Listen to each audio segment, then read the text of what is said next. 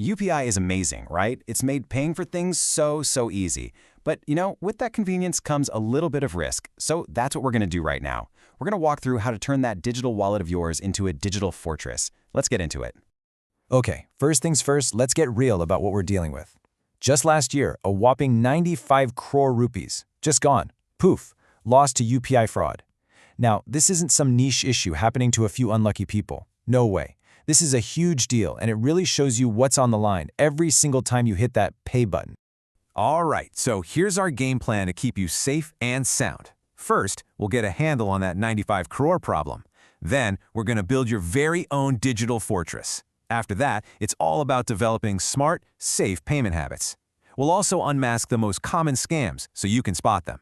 And finally, we'll put together an emergency action plan, just in case. Yeah, that 95 core number, it's a bit scary, I know. But here's the thing you absolutely need to know. Most of these scams aren't some super complex Hollywood-style hacking. Not at all. It's actually much simpler. Scammers are just really good at playing on our psychology and our habits. And you know what that means? It means you have all the power here.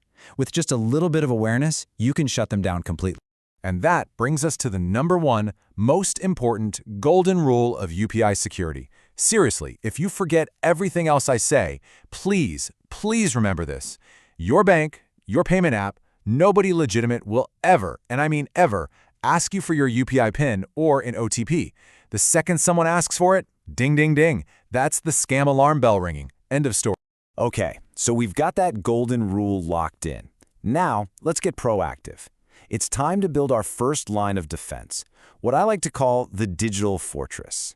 This is all about the setup, right from the start. Getting your phone and your apps configured the right way to create a secure vault for your money. And it all starts with the key to that vault, your UPI PIN. And you want that key to be strong, right? Random. So please, don't use your birth year or 1234 or anything obvious. Switch it up every couple of months. And you guessed it, that golden rule applies here too. Never, ever share it with anyone. All right, so we've got one lock on the vault. Let's add a second, even tougher one, biometrics. I mean, think about it. Your fingerprint, your face, that's uniquely you. When you turn this on in your app, it means that even if a scammer somehow got your PIN, they're still stuck. They can't do anything without your actual finger or face right there. It's a simple but massive security upgrade. Let's be real. Your phone is your wallet now. You wouldn't just leave your physical wallet lying open on a table, would you? So a strong screen lock isn't optional, it's absolutely essential. Oh, and those little update notifications you get, don't ignore them. Install them. They're often plugging up the exact security holes that scammers are looking to sneak through.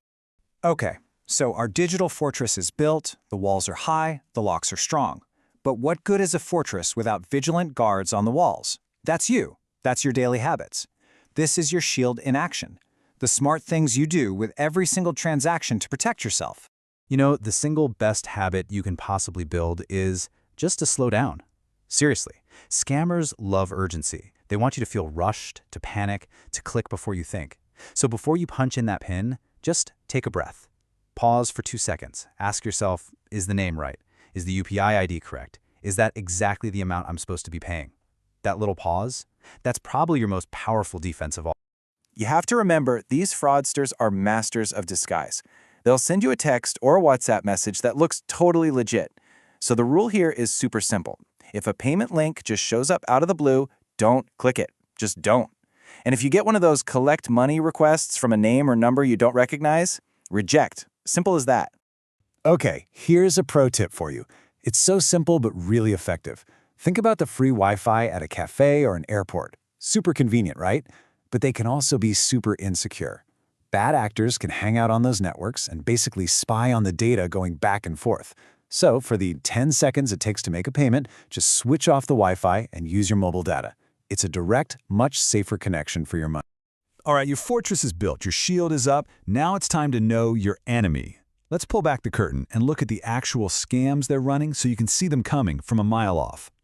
Okay, this first one is so common. So the scammer says they're going to send you money, but instead of paying you, they send you a collect money request. And if you're in a hurry, you see the amount, you think, great, you enter your PIN to approve it, and bam, you've just sent them money. You've got to read the screen. Is it asking you to pay or telling you you're about to receive? Huge difference. Now this next one, This one is particularly nasty. You'll get a call from someone who sounds super professional saying they're from customer support. And to fix a problem, you need to install a special app. Here's the trick. That app is screen sharing software. It lets them see everything on your phone screen, live. Then they'll have you open your UPI app, and as you type in your PIN, they're just watching and writing it down. And here's the classic bait and switch. You get that exciting message, right? Congratulations, you've won 10,000 rupees. But then there's always a catch. Just pay this tiny 500 rupee processing fee to claim your prize. That is a massive red flag. Let me say it again. You should never have to pay money to get money you've won. It's always a scam.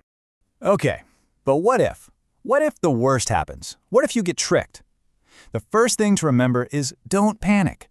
Panic is your enemy here. What you need is a plan. A clear, step-by-step plan you can follow immediately. This is your emergency action plan. When it comes to fraud, time is everything. Speed is absolutely critical. There's something called the golden hour, that first period right after the scam happens. That's when the banks have the best shot at getting your money back. So don't waste time feeling embarrassed. You need to act immediately. Call your bank's fraud line, report it online, block your PIN, call the helpline. Every single second counts. Okay, everyone, look at this number, 1930. That's the National Cybercrime Helpline. Memorize it. Better yet, pull out your phone right now and save it as a contact. Just do it. Hopefully you'll never need it, but if you do, it's one of the most important calls you can make. All right, let's wrap this all up. These are the golden rules. Rule 1, your PIN is a secret, period. Rule 2, always verify before you pay. Rule 3, use those security features on your phone. Rule 4, be suspicious of anything unexpected. And here's one last pro tip. Think about linking your UPI to a separate bank account with just a small amount of money in it.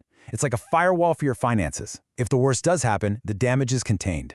So look, making your own digital wallet secure, that's a massive win. But here's the real question.